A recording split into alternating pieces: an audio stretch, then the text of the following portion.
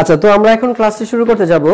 তো আজকে যে ক্লাসটি শুরু করার আগে আমি ওইদিন বলেছিলাম, তোমাদেরকে পড়িয়েছিলাম, আমি জড়তার ভ্রামক মোটামুটি একটু ধারণা দিয়েছিলাম, জড়তার ভ্রামক সিম্পলি একটু ধারণা দিয়েছিলাম। তো আমি যতটুকু পড়িয়েছি সেখান থেকে আমি একটা তোমাদের দুইটি ম্যাথ দেব, দুইটা অঙ্ক দেব করতে। তাছাড়া তোমাদেরকে কৌণিক ভরবেগ পড়িয়েছি, কৌণিক বেগ পড়িয়েছি, হ্যাঁ, যে গত ক্লাসে যেগুলো পড়িয়েছি আমি সেইখান থেকে তোমাদের কিছু প্রশ্ন করবো, দেখি তোমরা কে কে আনসার দিতে পারো। সো দেখো, আমি একটা প্রশ্ন লিখে রেখেছি, একটি ঢাকা ভার্সিটিতে আসছে প্রশ্নটা। তো ঢাকা ভার্সিটির যে প্রশ্নটা আসছে সেটাই আমি লিখে রেখেছি। একটি বস্তুর উপর 10 নিউটন বল 10 সেকেন্ড পর্যন্ত ক্রিয়া করলে ভরবেগের পরিবর্তন কত হবে?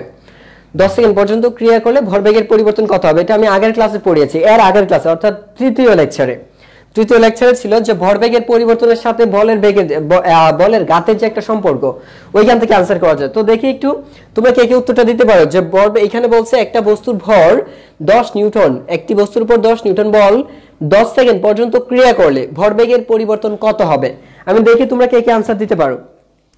তো এরপরটা দেখি যারা যারা এটার উত্তরটা দিয়েছে। আমরা জানি ভরবেগের পরিবর্তন বলের ঘাতের সমান, বলের ঘাতের সমান। সো আমরা লিখতে পারি 10 × 10 হচ্ছে 100 কেজি।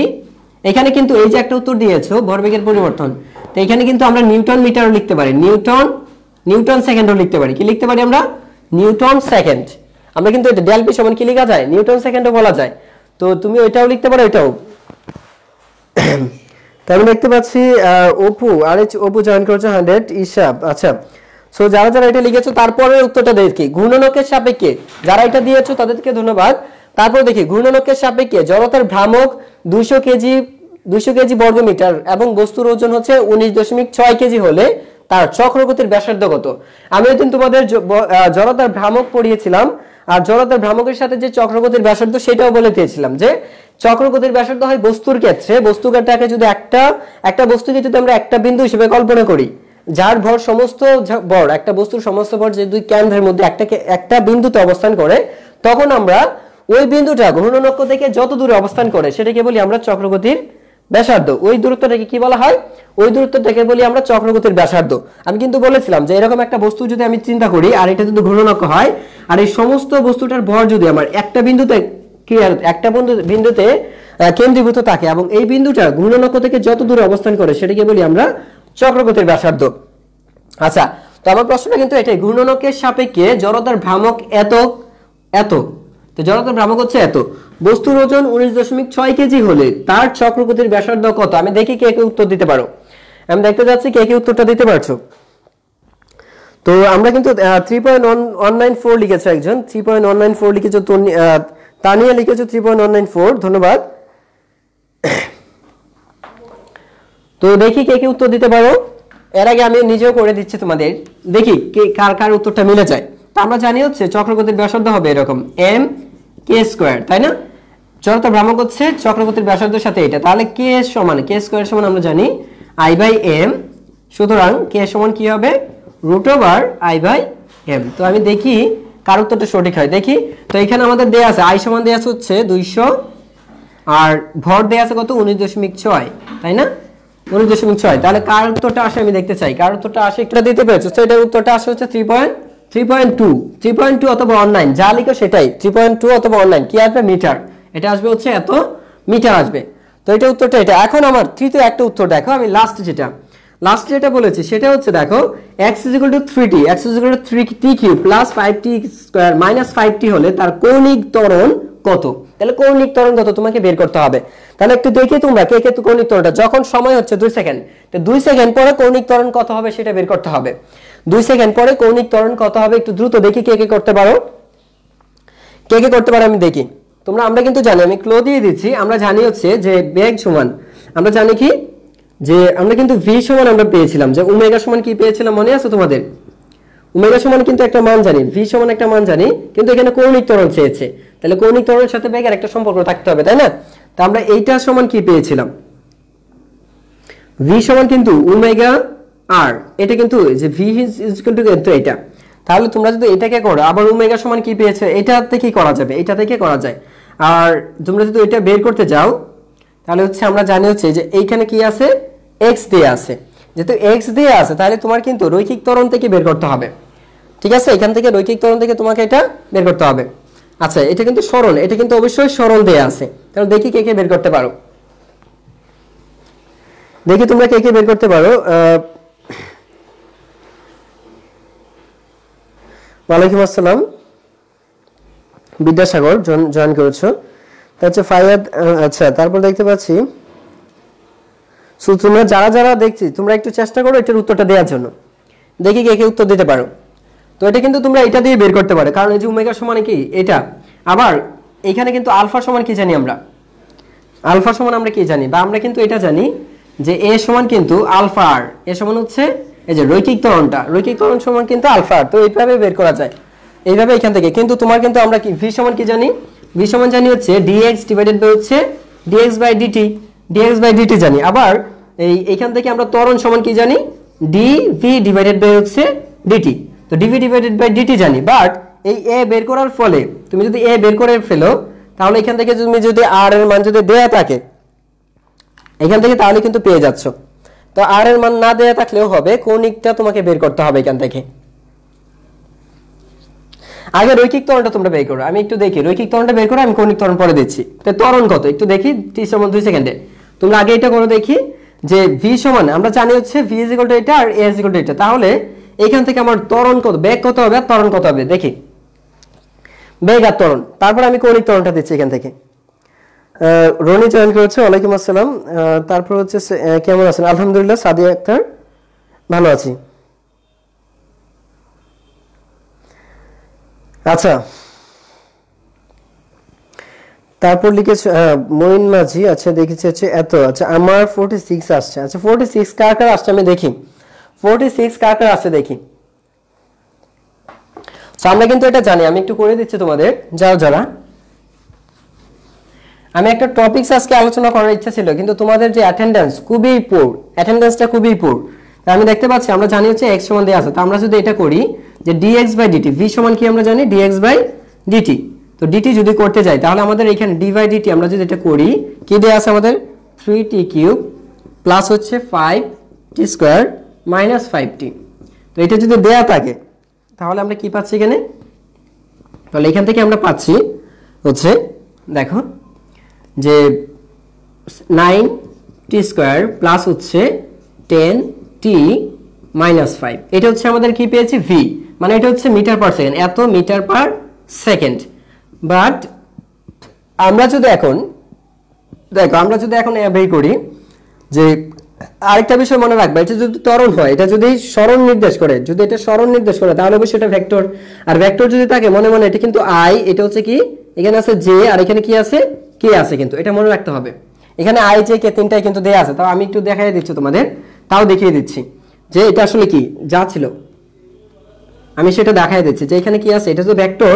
আর ভেক্টর থাকলে কি আছে, এটা 3t i প্লাস হচ্ছে এখানে আমি বলবো 5t স্কয়ার j মাইনাস হচ্ছে 5t k, এটা কিন্তু আছে। তাই ভেক্টর রাশি কিন্তু সরণ যেহেতু বলেছি তার মানে ভেক্টর।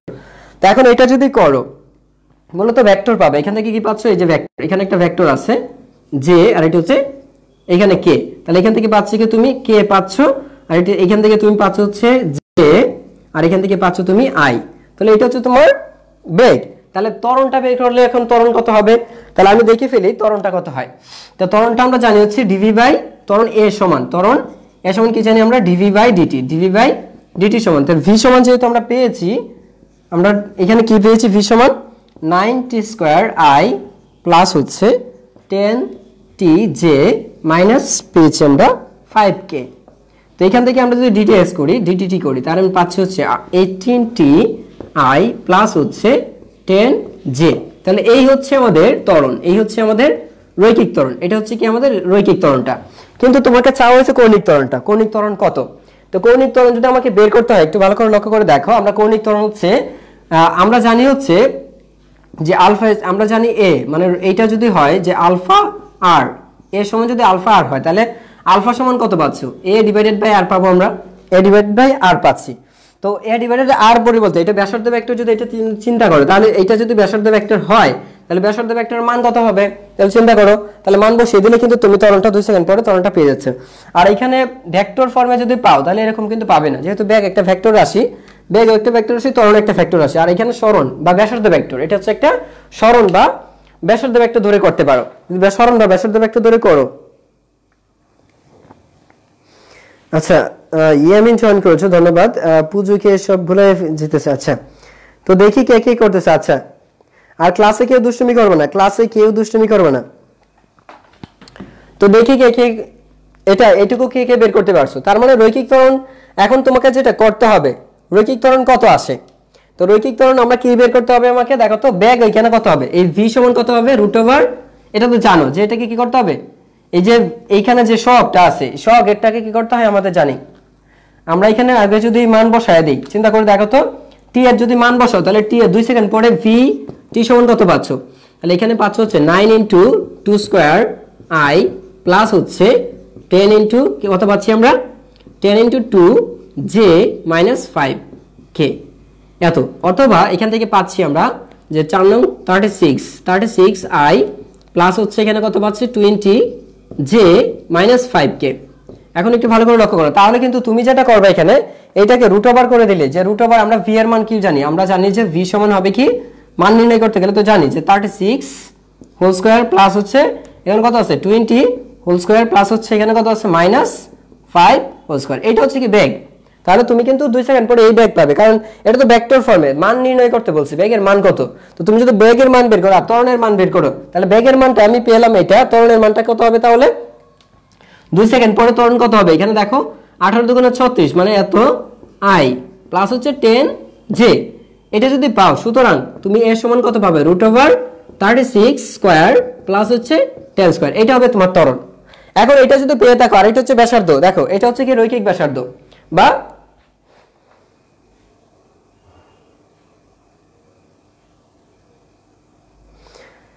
আচ্ছা। তো তোমরা কি সব, তোমাদের একজনের আমি কমপ্লেইন পাচ্ছি, মাসুম শুধু বলতেছো যে সমস্যা হচ্ছে কি, বাট অন্য কেউ কিন্তু সেই সমস্যাটা বলতেছো না।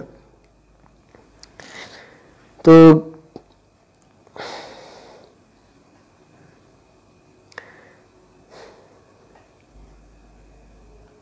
তো সবাই একটু দেখো এই পর্যন্ত তোমাদের হয়েছে কিনা, এটা তোমরা করতে পেরেছো। তো এখন আমার কথা হচ্ছে আলফা আর, এটা আর এর মান, আর বলতে কি এখানে হবে x, ব্যাসার্ধ ভেক্টর প্রকাশ করেছি আমি x দিয়ে। এখানে যদি ব্যাসার্ধ ভেক্টরটা x হয়, দেখো এটা যদি ব্যাসার্ধ ভেক্টর হয়, তাহলে এটার মান কত, 2 সেকেন্ড পরে আমরা এটা বের করে নিই। এখন দেখো এইখানে বের করে, তাহলে 2 সেকেন্ড পরে যদি হয় 2 কিউব, একটু লক্ষ্য করো 3 × 2 কিউব i প্লাস হচ্ছে এখানে কত হবে 5 × 2 স্কয়ার মাইনাস -5 × 2 5 × 2k। তাহলে এখান থেকে তুমি যেটা পাচ্ছ 2 কিউব মানে কত 8, 3 × 8 24, 3 × 8 24 i প্লাস হচ্ছে 4 4 5 20, এটা হচ্ছে j মাইনাস হচ্ছে 10k। তো তোমার কাজ হচ্ছে এখন যেটা করতে হবে, যে তোমাকে কিন্তু r এর মানটা x এর মান বের করতে হবে, এখানে x এর মান। তাহলে তুমি যদি x এর মানটা বের করো, তো x এর মান কত হবে 24 স্কয়ার প্লাস হচ্ছে 20 স্কয়ার প্লাস হচ্ছে -10 স্কয়ার। সো এটা দিয়ে এখান থেকে যা পাচ্ছ তুমি এখন গুণ করে দিলে তুমি এই যে আলফার মানটা পেয়ে যাবে। তুমি দেখো a পাচ্ছ, এখান থেকে a হচ্ছে এটা, আর এখানে কি পাচ্ছি আমরা আলফা হচ্ছে x হচ্ছে এটা, ঠিক আছে। এই x পাবে, এটা হচ্ছে x, ব্যাসার্ধ ভেক্টরকে এখানে আমি x দ্বারা প্রকাশ করেছি। আর ব্যাসার্ধ ভেক্টরের মানটা কত আছে এখানে দেখো, এটা হচ্ছে ব্যাসার্ধ ভেক্টরের মান। যদি মানটা হয় তাহলে ভাগ করে দিলে তুমি কিন্তু ক্যালকুলেশন করলে মানটা পেয়ে যাবে। সো কে তোমরা কি সবাই বুঝতে পেরেছো এটা, তোমরা কি বুঝতে পেরেছো এটা?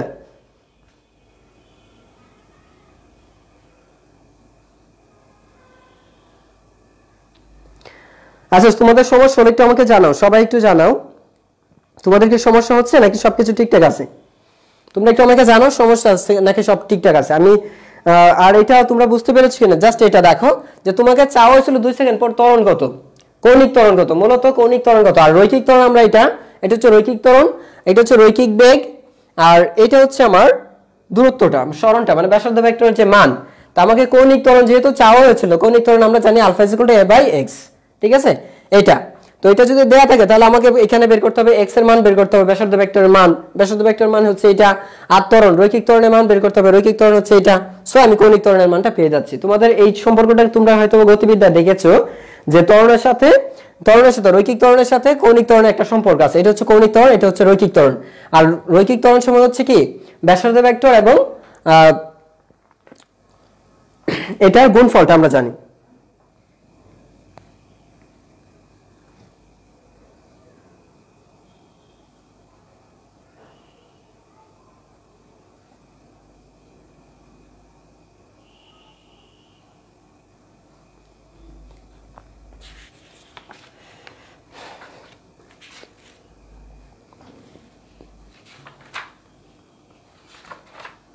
তো তোমরা যারা যারা উত্তরটা দিতে পেরেছো ধন্যবাদ।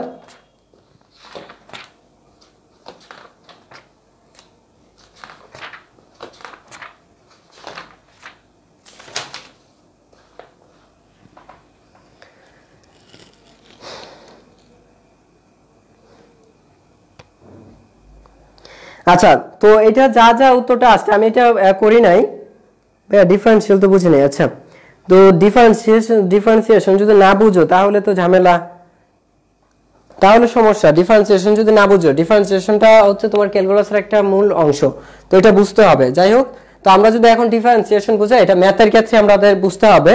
ডিফারেন্সিয়েশনের ফর্মুলা আছে, এটা যে মূল ফর্মুলাটা এটা মনে রাখতে হবে। এখানে যে সূত্রটা আমি অ্যাপ্লাই করেছি সেটা হচ্ছে এরকম, তুমি সময় কিছু দ্বারা যদি ডিফারেন্সিয়েশন করো তাহলে সূত্রটা হচ্ছে যে x to the power n যদি থাকে তাহলে এটাকে করছো তুমি, ঠিক আছে? এটাকে যদি করো তাহলে বিষয়টা হচ্ছে এরকম হবে, এটা x দিয়ে করছি, আমি x দিয়েই করছি। তাহলে বিষয়টা হচ্ছে এরকম যে x টু দি পাওয়ার এখানে আসবে হচ্ছে n x to the power n - 1, এই হচ্ছে ফর্মুলা। যে এটা সমান হচ্ছে n x টু দি পাওয়ার যেটা থাকবে সেটা বেস হয়ে যাবে, আর পাওয়ার থেকে একটা 1 মাইনাস করতে হবে। তো প্রত্যেকটা ক্ষেত্রে আমি এটাই অ্যাপ্লাই করেছি, প্রতি ক্ষেত্রে এটা অ্যাপ্লাই করে আমি ম্যাথটা করেছি। আর যেখানে ধ্রুবক ছিল ধ্রুবকের মান 0 হয়ে যাবে, ধ্রুবকের ডিফারেন্সিয়েশন করলে 0 হয়ে যায়। তো যাই হোক, যারা যারা বুঝতে পেরেছো এইটুকু আপাতত রাখছি। পরবর্তীতে আমি এখন যেটা করব টর্ক নিয়ে আলোচনা করব।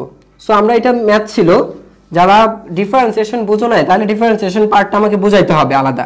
তো নরমালি যে সূত্রটা আমি ইউজ করেছি সেটা শুধু বলে দিয়েছি যে এই সূত্রটা হচ্ছে এটা প্রত্যেকটা ক্ষেত্রে ব্যবহার করেছি আমি।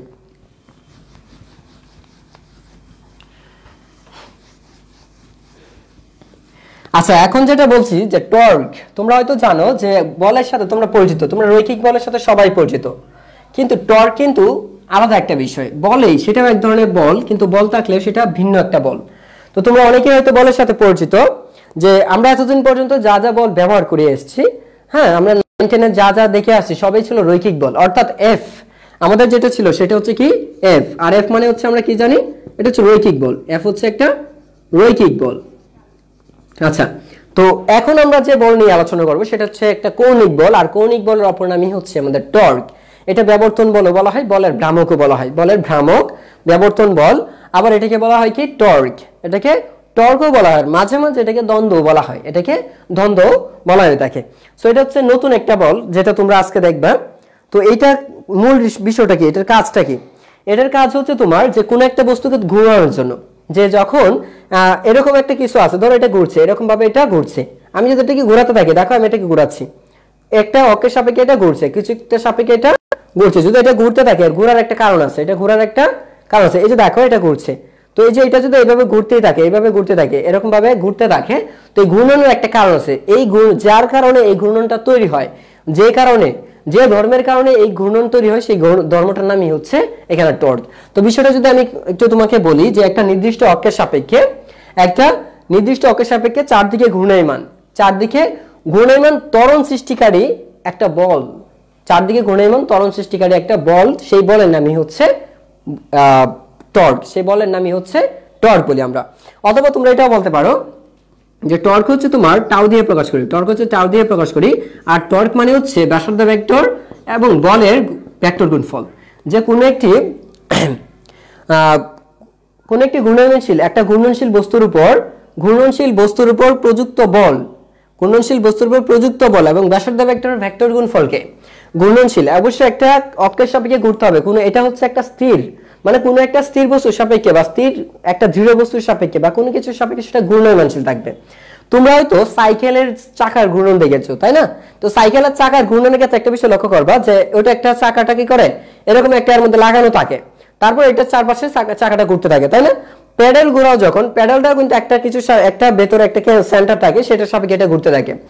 আবার তোমরা যখন জাতা দিয়ে তোমরা অনেকে আগে গ্রাম অঞ্চলে তোমরা দেখছো জাতা পিষতে, তোমরা যখন দেখছো যে জাতাটা পিষা হয় তখন কিন্তু এটার মাঝখানে একটা কিছু রাখা হয়, ওইটার সাপেক্ষে এটা ঘুরতে থাকে, তাই না?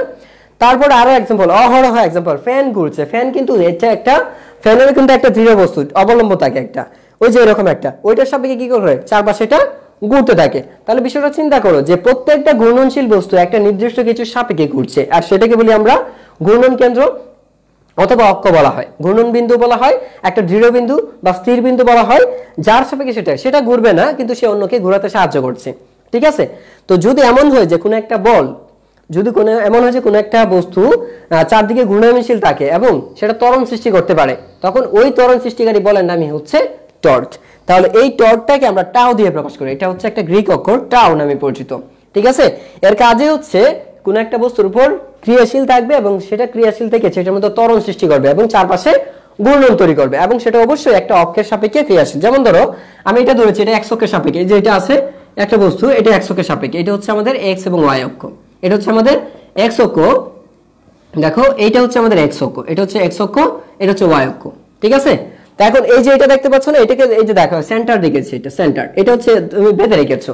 তো তুমি যদি চিন্তা করো এটাকে যদি আমি এভাবে বেঁধে রাখা হয়, এটা চারপাশে ঘুরছে, এটা চারপাশে কি ঘুরতেছে, দেখো এইটার চারপাশে ঘুরছে, এটা চারপাশে এই বিন্দু থেকে জাস্ট এই পয়েন্টকে কেন্দ্র করে এটা কি করে চারপাশে ঘুরছে। পয়েন্টটা একটা, এটা হচ্ছে সেন্টার, এই পয়েন্টটাকে বলছে সেন্টার, আর এইটা কার সাপেক্ষে ঘুরছে, এক্স অক্ষ এবং ওয়াই অক্ষের সাপেক্ষে ঘুরছে। তাহলে এগুলো হচ্ছে অক্ষ, কিন্তু আমরা একটা অক্ষ বিবেচনা করি, এই ক্ষেত্রে আমরা ধরে নিচ্ছি যে ওয়াই অক্ষের সাপেক্ষে এটা ঘুরছে, এটা হচ্ছে ওয়াই অক্ষ, আর এই ওয়াই অক্ষের চারপাশে কি করছে, ঘুরছে। তাহলে কার সাপেক্ষে কার জন্য ঘুরছে, এমন একটা বল ক্রিয়াশীল যে বলের জন্য এই যে চারপাশে ঘূর্ণনশীল থাকবে, বৃত্তাকার পথ তৈরি করবে একটা, যেরকম ভাবে কি করবে, এটা ঘুরতে থাকবে, এরকম ভাবে এটা ঘুরতে থাকবে, একটা ঘুরতে থাকবে, ঘুরতেই থাকবে, তখন এটাকে বলবো আমি টর্ক। যখন ঘূর্ণনটা তৈরি হবে, যার কারণে ঘূর্ণন ত্বরণ, এই যে একটা কৌণিক ত্বরণের সৃষ্টি হবে, সেই কারণটাকে বলবো আমরা টর্ক। তো এই টর্কটা আমরা একটু গাণিতিকভাবে হিসাব করি, দেখো কিভাবে হিসাব করতে হয়। তো ধরে নাও যে তুমি এটা ঘূর্ণন, তুমি তো ঘুরাতে চাও, তাহলে একটা বল তো তোমাকে প্রয়োগ করতে হবে, যে বল প্রথম প্রয়োগ করবে সেটা হচ্ছে তোমার রৈখিক বল। রৈখিক বল আমরা রৈখিক বরাবর ক্রিয়াশীলতার জন্য করি, তাই না? তো তুমি কি করছো, এখান থেকে একটা বল প্রয়োগ করেছো, এখান থেকে একটা বল এফ মানের একটা বল, দেখো এইখান থেকে একটা এফ মানের বল প্রয়োগ করছো। তুমি যদি এই পয়েন্টটা দেখো, এটা হচ্ছে ধরো হচ্ছে একটা কিউ একটা পয়েন্ট, এই পয়েন্টের নাম হচ্ছে কি একটা কিউ একটা পয়েন্ট, এবং এই কিউ পয়েন্টটা কোথায় থেকে, এইখান থেকে দেখো কিউ পয়েন্টটা এইভাবে ধরো, যেটা সেন্টার থেকে কত দূরত্বে আছে, এটা সেন্টার থেকে এটা আর দূরত্বে আছে, এটাকে বলি আমরা ব্যাসার্ধ ভেক্টর, এটাকে বলি আমরা ব্যাসার্ধ ভেক্টর, যার নির্দিষ্ট একটা দিক আছে। ঠিক আছে, এবং এই দিকটা সর্বদা কি হবে, ব্যাসার্ধ ভেক্টর দিক কিন্তু কেন্দ্র থেকে বহির্মুখী হয়, সাধারণত কেন্দ্র থেকে একটু বহির্মুখী হয়।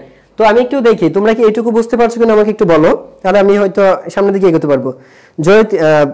জয়িত সরকার লিখেছো, হাই হ্যালো, আচ্ছা। তারপর হচ্ছে মাহমুদ জয়েন করেছো, তারপর দেখতে পাচ্ছি যে সাদিয়া শেরডান, আচ্ছা ধন্যবাদ সাদিয়া। আচ্ছা Abdul Salam, too much late, তুমি অনেক দূর থেকে আসছো, গাজীপুর থেকে আসছো, জয়েন করেছো।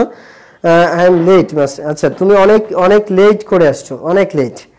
আচ্ছা তারপর দেখো আমি এখানে একটা এফ মানে একটা বল প্রয়োগ করলাম, এই এফ বল প্রয়োগ করার কারণে দেখা যাবে কি বস্তুটা এরকম ভাবে ঘুরতে শুরু করবে। তোমরা মোটরকে ঘুরতে দেখো না, তো মোটরটা কি যেমন ঘুরতে থাকে, এটাও কিন্তু এর চারপাশে কি করবে, ঘুরুন। তো ঘুরতে ঘুরতে কোনো একটা সময় দেখা যাবে যে এটা এখানে চলে গেছে, ঘুরতে ঘুরতে কি করবে, একটা সময় এটা দেখা যাবে কোথায় চলে গেছে, এটা এখানে চলে আসছে। দেখো এটা ঘুরতে ঘুরতে কোথায় চলে গেল, এখন এইখানে। আবার কোনো একটা সময় এটা ঘুরতে ঘুরতে এদিকেও চলে আসতে পারে, এটা ঘুরতে ঘুরতে কোথায় চলে আসছে, দেখো এটা এখানে চলে আসলো, এটা কোথায় আসলো, এখন এদিকে চলে আসছে। কোথায় কিভাবে ঘুরে, এই যে দেখো এই। তো বিষয়টা চিন্তা করো, এটা কিন্তু ঘুরছে, যেটা কিন্তু এখানে একটা বল প্রয়োগ করেছো, রৈখিক বল। তো রৈখিক বলের কাজ হচ্ছে সেটাকে সোজা পথে গতিশীল করা, কিন্তু এইখানে সোজা পথে গতিশীল না হয়ে এটা কি করছে, বৃত্তাকার পথে এই সেন্টারকে, এই পয়েন্টটাকে কেন্দ্র করে, এই পয়েন্ট এবং এই অক্ষকে স্থির রেখে, এই পয়েন্ট এবং এই অক্ষকে স্থির রেখে এটা কি করছে, চারপাশে ঘূর্ণায়মানশীল রয়েছে। অর্থাৎ একটা সময় দেখা যাবে এটা এখানে চলে আসছে, আবার দেখো এখানে চলে আসলো, এটা ধরো এই পয়েন্টটা থেকে এটা এখন এইখানে চলে আসলো। তো যদি এইখানে চলে আসে, এটা যদি এটা এইখানে চলে আসে, দেখো তো একটা সময় পর কোথায় চলে আসলো, এখানে। এরকম ভাবে এটা চারপাশে ঘুরতেই থাকবে, এরকম ভাবে এটা চারপাশে ঘুরতেই থাকবে। এখন আমাদের ক্যালকুলেশনের জন্য যে কাজটা করতে হয়, আমরা টাও, আমরা যে এইখানে যে ঘূর্ণনটা তৈরি হয়েছে, বল প্রয়োগ করেছি আমি এফ, রৈখিক বল, কিন্তু ত্বরণ সৃষ্টি হবে আমার এই বলের কারণে। এই ঘূর্ণনের জন্য কৌণিক ত্বরণের সৃষ্টি হবে কার জন্য, একটা টর্কের কারণে। তখন আমি যে বল প্রয়োগ করেছি, যে প্রয়োগ বিন্দু কোথায়, কিউ, এই প্রয়োগ বিন্দু আর এই যে কেন্দ্র, যেখান থেকে এটা যে যার সাপেক্ষে ঘুরছে, কার সাপেক্ষে ঘুরছে, এই যে কেন্দ্র দেখতে পাচ্ছ ও, এটা হচ্ছে একটা দৃঢ় পয়েন্ট, এইটার সাথে এই বস্তুটা অ্যাটাচ করা, লাগানো আছে। ঠিক আছে, মানে তুমি কি করছো, এটাকে একটা সুতা যেমন তুমি ঘোরানোর ফলে তোমার হাতটা হচ্ছে সেন্টার, তুমি যখন একটা সুতাকে ঘোরাবা, চারপাশে ঘোরাবা, ঠিক আছে, তখন হাতটাকে তোমার এই হাতটা হচ্ছে দৃঢ় বস্তু। তোমার বলতে পারো যার সাপেক্ষে তোমার এই পাথরটা, একটা পাথরকে তুমি সুতা বেঁধে যদি ঘোরাও তাহলে পাথরটা চারপাশে ঘুরতে থাকবে, তখন তোমার হাত যে বিন্দুতে সুতাটা বাঁধা থাকবে তোমার হাতে রাখবে, তোমার হাতের যে অংশের মধ্যে সুতাটা বাঁধা আছে সেটাই হচ্ছে তোমার দৃঢ় বস্তু। বা এখানে এটার সাপেক্ষে এটাকে অক্ষ হিসেবে ধরতে পারো, একটা দৃঢ় বিন্দু হিসেবে ধরতে পারো, বা সেন্টার হিসেবে ধরা যায়। এইটাকে কেন্দ্র করে কিন্তু চারপাশে সেটা ঘূর্ণায়মান থাকবে। সেম এইখানে কিন্তু এইটা হচ্ছে সেই ঘূর্ণন বিন্দু, এই বিন্দুর সাপেক্ষে কিন্তু এটা ঘুরছে। এখন আমার যে হিসাবের যে অংশটা আমি যেটা হিসাব করবো, আশা করি তোমরা এটুকু বুঝতে পেরেছো যে টর্কটার কাজ কি। টর্কটার কাজই হচ্ছে একটা বস্তুকে ঘূর্ণনশীল রাখা। ঘূর্ণনশীল, টর্ক নাই মানে সেটা স্থির হয়ে যাবে, ঠিক আছে। আরেকটা বিষয় আছে যে টর্ক না থাকলে শূন্য হয়ে যাবে এমন না।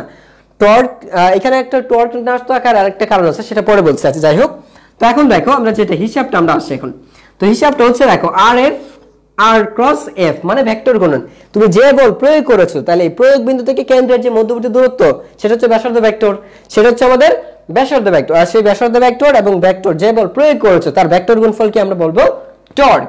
তো এই টর্কটা আমরা এখানে কি পাচ্ছি তাহলে আর এফ সাইন থিটা।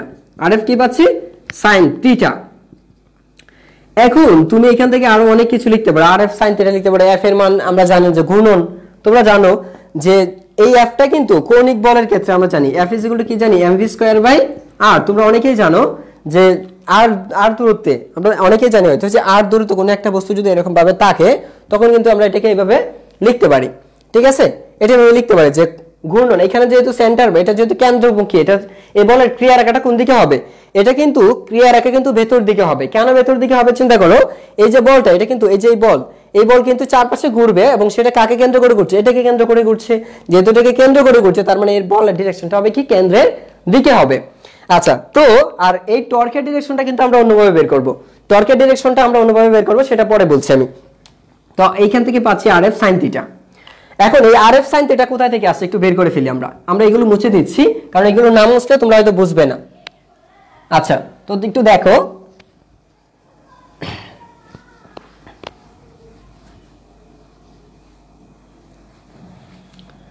তো আমার হচ্ছে এটা হচ্ছে আমার অক্ষ ছিল, আর এটা হচ্ছে কি, এটা হচ্ছে একটা অক্ষ। আমি ধরে নিয়েছিলাম এটা হচ্ছে একটা, আর এখানে একটা দৃঢ় বস্তু রেখেছিলাম।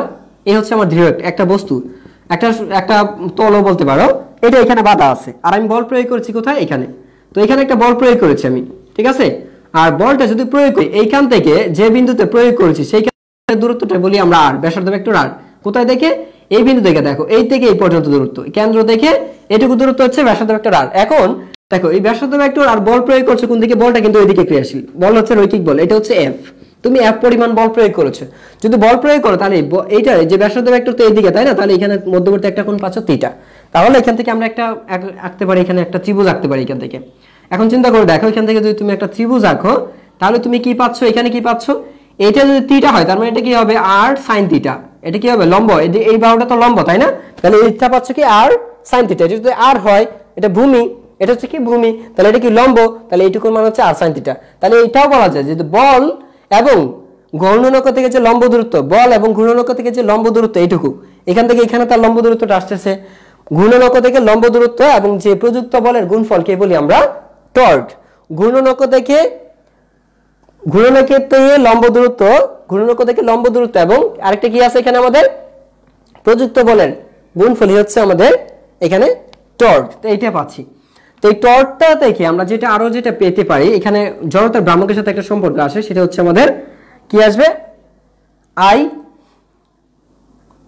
তোমরা তো জানো যে টর্ক সমান কি আসে, আমরা এখান থেকে যদি ক্যালকুলেশন করি টর্কের সাথে। আচ্ছা, এখন এইটার মানটা বসাই তাহলে হয়তো সহজ হয়ে যাবে। দেখো তাহলে আর এফ সাইন থিটা, আমরা যদি ধরি যে বলটাকে আমরা কিভাবে প্রয়োগ করছি, একদম 90 ডিগ্রি কোণে যদি ক্রিয়াশীল হয়, যদি theta is equal to 90 degree হয়, তাহলে একটা বিষয় চিন্তা করি, পরে আমরা সমীকরণটা প্রতিপাদন করি। তাহলে কি পাচ্ছি আমরা আর এফ, শুধু আর এফ কখন, যখন theta is equal to 90 degree, theta is equal to 90 degree sine 90 ডিগ্রির মান 1 হয়ে যায় আর এফ। এখন তুমি যদি আর এফ পাও তাহলে R into MV square divided by কি লিখতে পারি, R MV square divided by কি লিখতে পারি আমরা, আর লিখতে পারি। তো এমভি স্কয়ার ডিভাইডেড বাই যদি আর লিখো তাহলে এখান থেকে কি পাচ্ছ তোমরা দেখো তো, আর আর কাটা গেলে এখানে পাচ্ছি m v square. But m v square মানে কি, ভি সমান তোমরা জানো এম ইনটু আর ভি মানে কি ওমেগা আর হোল স্কয়ার, তার মানে কি পাচ্ছ ওমেগা স্কয়ার আর স্কয়ার। এখান থেকে পাচ্ছি কি m omega square r square. But আমরা জানি এখান থেকে জানি কি এম। আচ্ছা, তাহলে এম আর স্কয়ার ইনটু হচ্ছে omega omega square m r square into omega, but এটা সমান কি জানি আই, তাহলে এটা পাচ্ছি আমরা আই ওমেগা স্কয়ার। আসলে কি আমাদের এটা ক্যালকুলেশনে আসে? একটু দেখো তো আমরা টর্ক কত পাচ্ছি এখান থেকে।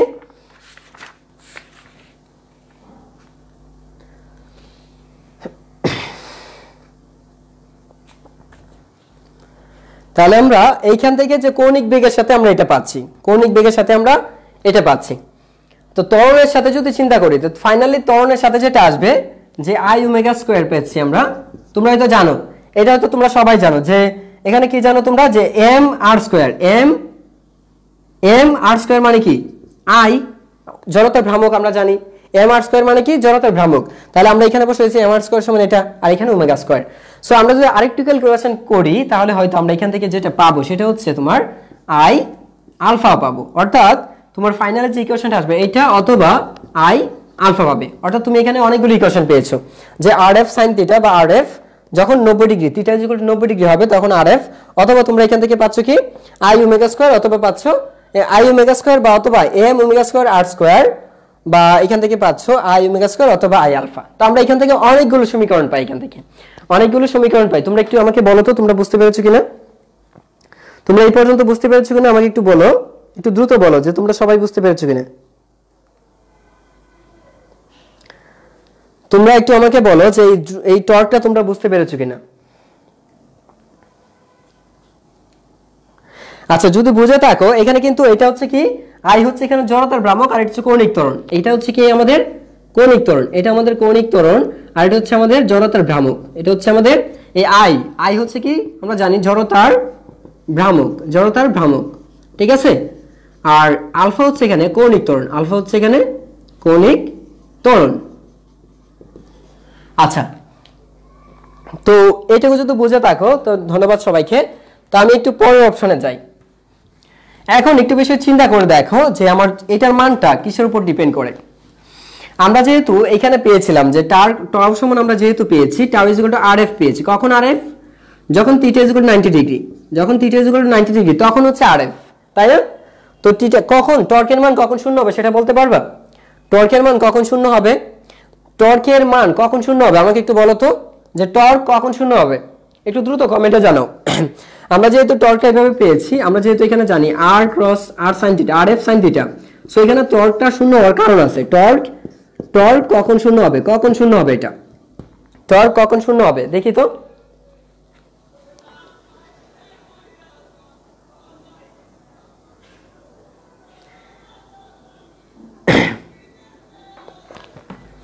আচ্ছা টর্কের প্রতীকটা হচ্ছে এটা, টর্ক হচ্ছে এটা, টর্ক হচ্ছে এটা দেখো টাউ, টর্ক হচ্ছে টাউ, টর্ক হচ্ছে এটা এই। আচ্ছা তা আমি বলছিলাম টাওয়ার মান কখন এটা টর্ক শূন্য হয়ে যাবে, লব্ধি টর্কটা কখন শূন্য হবে, লিখছে হচ্ছে 0 ডিগ্রি। হ্যাঁ আমি এখানে লিখেছি হচ্ছে দেখতে পাচ্ছি হচ্ছে 0 হয়, যখন 0 হয়। হ্যাঁ আমি অনেকেই দেখতে পাচ্ছি যে 0 ডিগ্রির জন্য লিখেছো, তানিয়া লিখেছো হচ্ছে না তুই 90 ডিগ্রি হলে হবে না, তুমি মান বসিয়ে দেখো 90 ডিগ্রি হলে হবে না, কারণ সাইন একমাত্র 0 হবে, সাইনের মান 0 করতে পারলে টর্ক 0 হবে, কারণ এখানে থিটার উপর নির্ভরশীল, থিটার মধ্যবর্তী কোণ আচ্ছা বল এবং সরণের মধ্যবর্তী কোণের উপর নির্ভরশীল।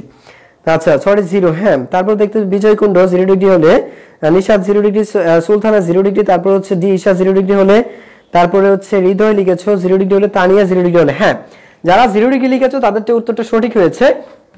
তো এখানে এটা আচ্ছা এটা হচ্ছে 0 ডিগ্রি হলে। তাহলে এখন চিন্তা করে দেখো যে এখানে এক হচ্ছে থিটার উপর ক্রিয়াশীল যে থিটা, এখন থিটার মান কিন্তু যে কোনটা হতে পারে, থিটা সূক্ষ্ম হতে পারে, আবার 0 ডিগ্রি কোণ হতে পারে, আবার এমনও হতে পারে এটা এইভাবে হতে পারতো, এটা এর চেয়ে বেশিও হতে পারে। তো থিটার মানটা কিন্তু যে কোনো ভাবে হতে পারে, যেমন এটা না হয়ে এরকম হতে পারতো না, এটা তো এমনও হতে পারতো। তো বলটাকে আমি কি করেছি এইভাবে প্রয়োগ করেছি। আমি যদি বল এইভাবে প্রয়োগ করি তাহলে চিন্তা করে দেখো, বল যদি এইভাবে প্রয়োগ করি তাহলে কি দাঁড়াচ্ছে এখান থেকে, তাহলে কি আমার এখান থেকে এটা হবে, তাহলে কিন্তু এইখানে দাঁড়াচ্ছে, এটা হচ্ছে কি এইখানে।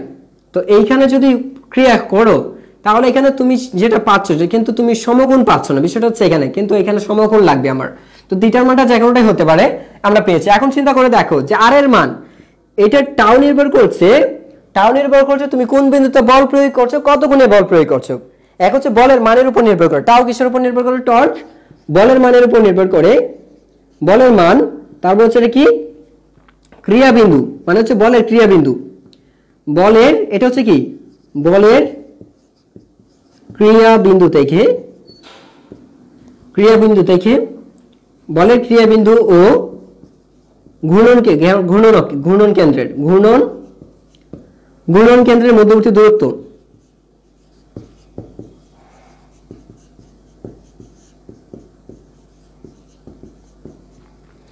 তো বিষয়টা চিন্তা করো যে তুমি যদি এই বিন্দুতে বল প্রয়োগ করো কখন ঘুরবে বেশি, বা তুমি টর্কের মানটা কখন বেশি পাবে। তুমি যদি এইখানে বল প্রয়োগ করো তাহলে আর এর মান কম হবে, আর আর এর মান কম হলে টর্কের মান কম হয়ে যাবে। একটু বিষয় চিন্তা করো যে তুমি যত কাছাকাছি অবস্থানে করবে তখন ঘূর্ণনটা কিন্তু কম হবে, ঠিক আছে। তুমি যত দূরে, মানে হচ্ছে ঘূর্ণন কেন্দ্র থেকে যত দূরে তুমি বল প্রয়োগ করবে তত বেশি ঘুরবে, তত বেশি দ্রুত ঘুরবে এবং খুব ইজিলি ঘুরবে, ঠিক আছে। বাট তুমি যদি যত কাছে যাবে, ঘূর্ণন কেন্দ্রের যত কাছে যাবে, ঘূর্ণন কেন্দ্রের কাছে গেলে ঘূর্ণন কেন্দ্রের কাছে গেলে কি হবে, টর্ক কম হবে। টর্কের মান হ্রাস পায়। টর্কের মান কি হয়, হ্রাস পাবে। টর্কের মান হ্রাস পাবে, ঘূর্ণনও কম হবে। ঘূর্ণন কি হবে, ঘূর্ণন কম হবে। কারণ টর্কের মান যত বেশি হবে কৌণিক ত্বরণ তত বাড়বে, কৌণিক ত্বরণ যত বেশি হবে ঘূর্ণনও তত বেশি হবে। এই জন্য কাছে গেলে মানে কি, যে তুমি যতই এদিকে বলটা তুমি এখানে প্রয়োগ না করে, বল এখানে প্রয়োগ না করে তুমি যদি এখানে করো টর্ক আরো কমে যাবে। তুমি যদি এখানে প্রয়োগ করো আরো টর্ক কমবে, এখানে প্রয়োগ করলে আরো টর্ক কমবে, এখানে প্রয়োগ করলে এখানে। তার মানে আমাকে বলো যে সবচাইতে যদি লম্বভাবে বল প্রয়োগ করো, তুমি লম্বভাবে বল প্রয়োগ করার ফলেও কোথায় টর্কের মান সবচেয়ে কম পাবে, তুমি কোন বিন্দুতে টর্কের মান কম পাবে। তুমি যদি একদম এই বস্তুটার যে সেন্টার আছে, সেন্টারে যদি বল ক্রিয়া করো তখন কেমন হয়ে যাবে,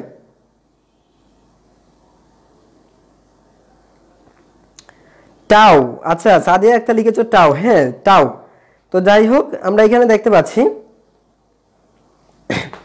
সো আমি বিষয়টা কি ক্লিয়ার করতে পেরেছি তোমাদেরকে বিষয়টা ক্লিয়ার করতে পেরেছি? আমাকে বলো তো একটু তোমরা ক্লিয়ার হয়েছে কিনা এই বিষয়টায়।